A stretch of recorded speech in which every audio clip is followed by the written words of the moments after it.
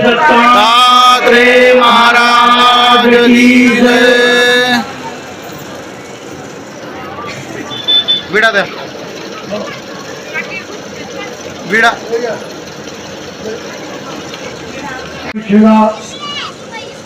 या मंदिराचा वार्षिक उत्सव वर्धापन दिन सोहळा अत्यंत उत्साहाने आपण पार पाडत आहोत।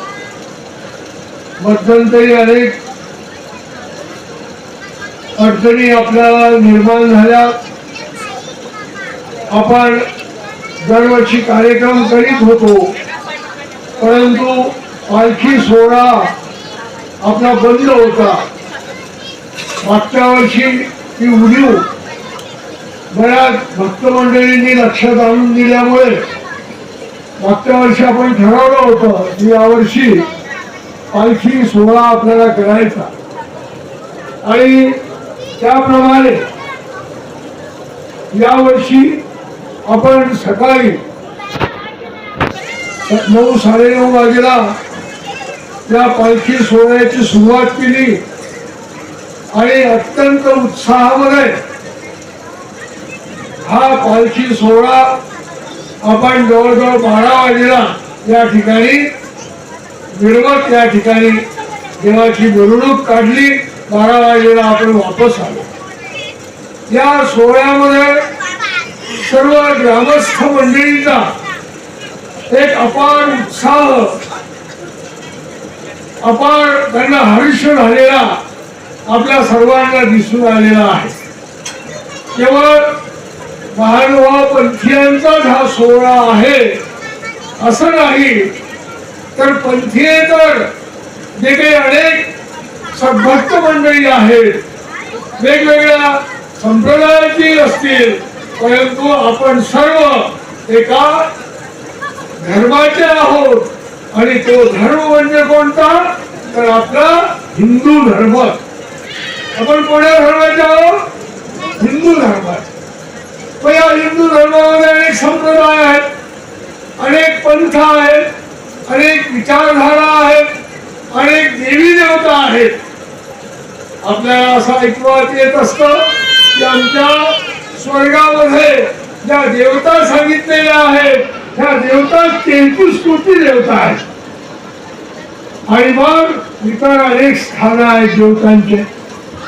आणि महानुभाव तत्वज्ञानाप्रमाणे ब्रह्मविद्या शास्त्राप्रमाणे जर आपण पाहिलं तर या संपूर्ण ब्रह्मांडामध्ये 81 कोटी 1.25 लक्ष 10 देवता आहेत।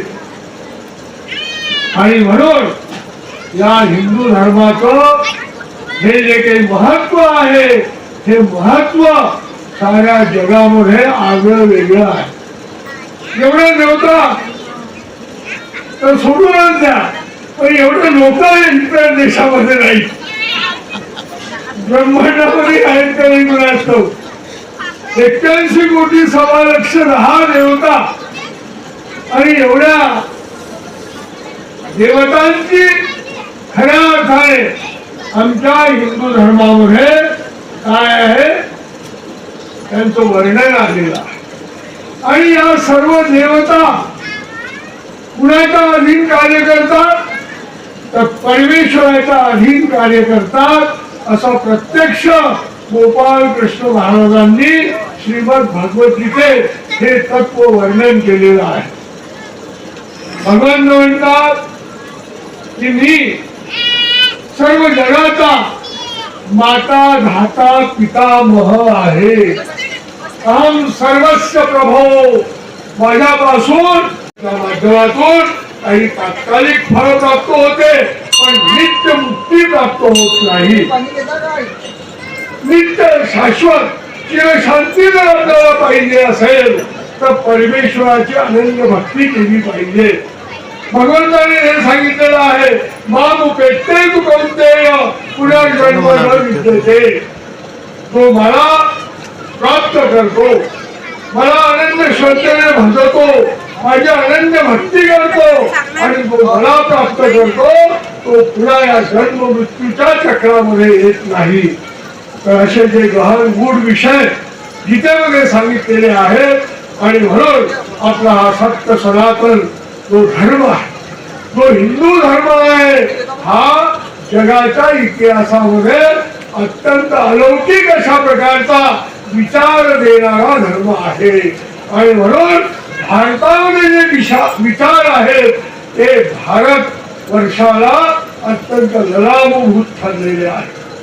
भारत हा संपूर्ण जगाचा विश्वगुरु बनण्याच्या योग्यतेचा देश आहे. असा विचार देणारा दुसरा देश आपल्याला जगाच्या पाठीवर दिसत नाही. इतर आपल्या अनेक प्रकारचे शोध त्यांनी केले असतील, अनेक प्रकारची साधनं निर्माण केले असतील, ॲटम बॉम्ब निर्माण केले असतील, विमानं निर्माण केले असतील, रॉकेट निर्माण केलेले असतील, ग्रहावर जाणारे उपग्रह तयार केले असतील, पण उपयोग काय आहे त्यांचा?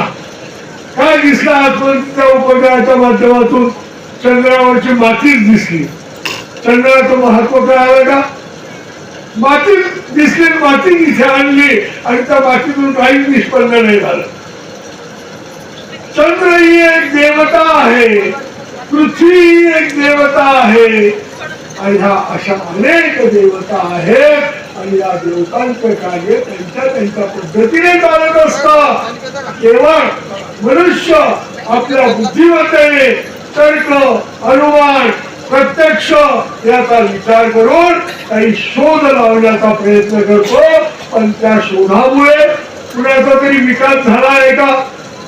मला हे सांगा. आता आमच्या महाराष्ट्राचे एक लाडके उपमुख्यमंत्री अजितदादा पवार मुंबईहून विमानात बसले, बारामतीला यायला लागले आणि बारामतीच्या विमानतळावर विमान क्रॅश झालं. आणि असे काय कमी होतं त्या माणसाजवळ?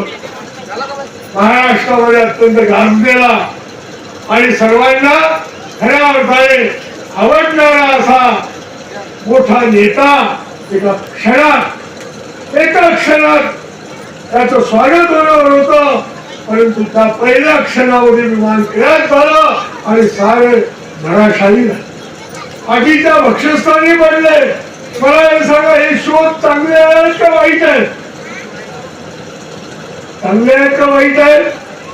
त्यांना चांगलंही म्हणता येत नाही आणि वाईटही म्हणता येत नाही.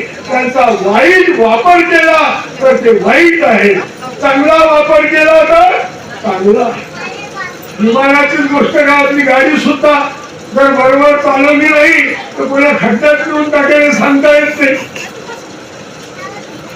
कुठेही माणसाचं अधपतन कुठेही होऊ शकतं.